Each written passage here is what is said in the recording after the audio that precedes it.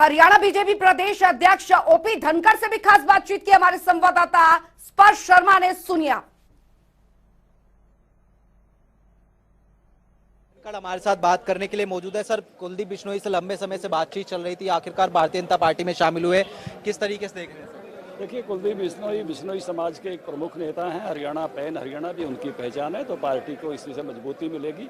और बहुत सारा कार्यकर्ता प्रतीक्षा कर रहा था, जो कांग्रेस में घुटन महसूस कर रहा था, वो भाजपा में अब आया है। एक सवाल सर, कांग्रेस ये कह रही है कि कोई नुकसान नहीं होगा, बीजेपी को कोई फायदा नहीं। इसको तो किसी से भी नुकसान नहीं होता। अशोक तंवर चले गए, कोई नुकसान नहीं। शैलजा यूं की यूं उन्होंने बिना काम किए अध्यक्ष पद से फारिग कर दी, तो वो तो उनके ये कथन रहते हैं। लेकिन कांग्रेस का कैसे नुकसान हो रहा है, अभी आपने देखा ना, नगर परिषद नगर पालिका चुनाव में देखा, राज्यसभा चुनाव में देखा। कांग्रेस अपने नुकसान का अगर आकलन नहीं करे तो ये कांग्रेस की अपनी समझदारी है।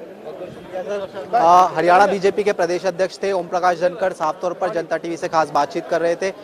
कैमरामैन राजा के साथ स्पर्श शर्मा, जनता टीवी, दिल्ली।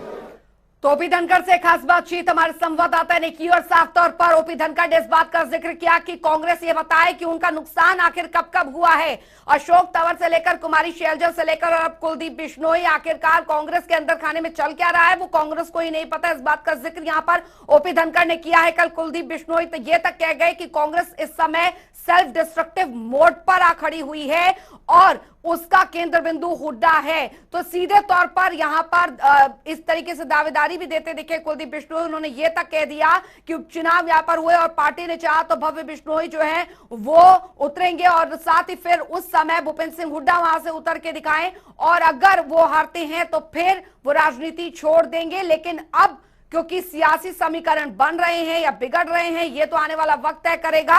लेकिन आज की सबसे बड़ी खबर वो यही है जो कि दिल्ली में फिलहाल बीजेपी का जो मुख्यालय जो था वो यहां पर केंद्र बिंदु रहा और स्थितियां जो है, हलचल जो है वो हरियाणा में बदलती दिखी। अब फिलहाल आज जो है तस्वीर यहां पर साफ हुई। कुलदीप बिश्नोई बीजेपी के हुए, अब कुलदीप बिश्नोई बीजेपी में उनकी क्या भूमिका रहती है, भव्य बिश्नोई की क्या भूमिका रहती है, ये यहां पर देखना होगा। रेणुका बिश्नोई की क्या भूमिका रहती है, ये देखना होगा। यानी